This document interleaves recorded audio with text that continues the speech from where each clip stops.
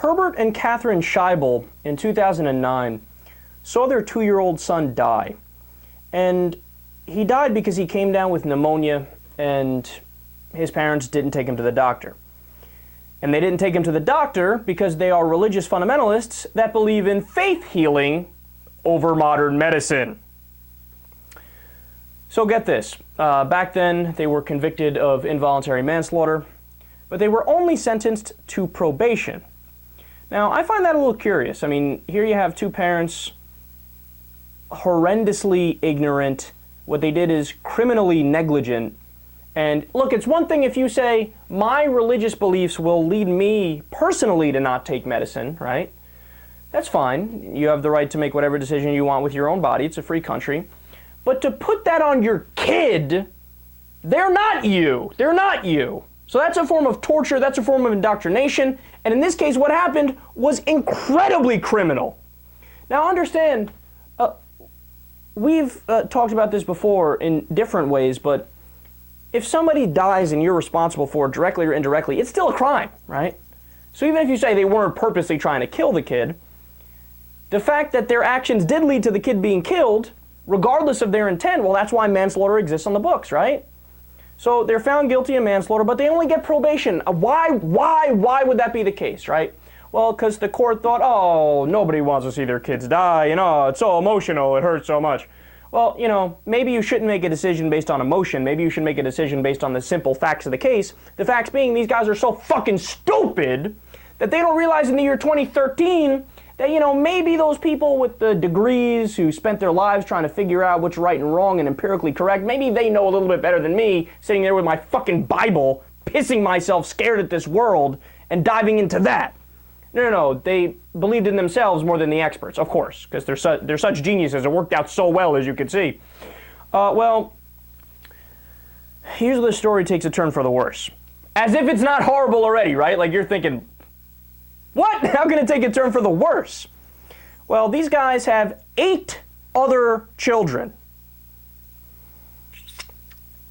And no, those children were not taken away after the first one died because of them.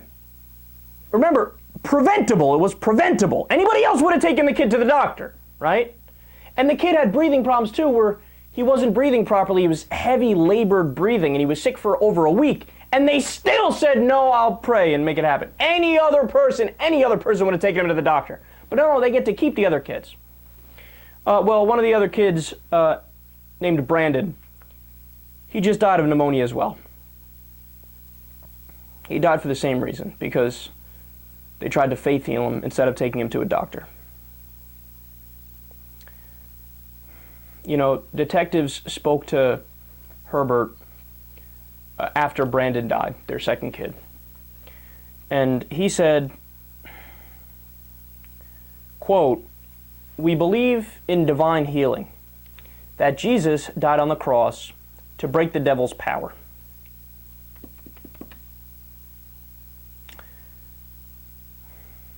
It's not like he said that before any kid died.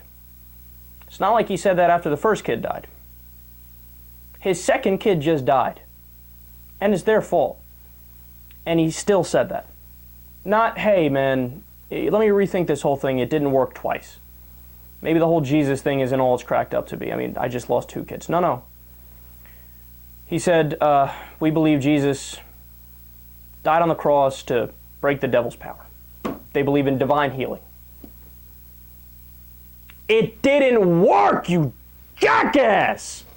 Again, if it was them personally, okay, it's fine. You can make whatever decision you want with your own life. It's not you, it's your kid. It's a separate person, they're innocent. They didn't buy into your belief system. You put your belief system on them. That's called indoctrination.